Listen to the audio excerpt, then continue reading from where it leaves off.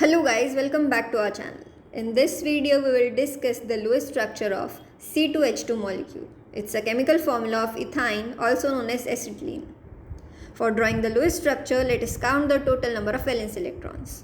We have 2 carbon atoms having 4 valence electrons and 2 hydrogen atoms having 1 valence electrons. Now that gives us a total of 10 valence electrons.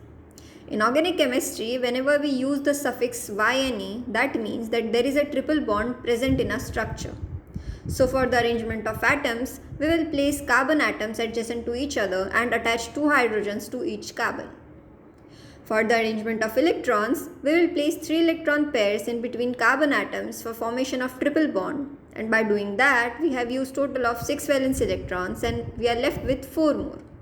We will place 2 between each carbon and hydrogen for bond formation, and by doing that we have used all our valence electrons, and every atom present in this structure have full outermost shell, and this is the final Lewis structure of acetylene.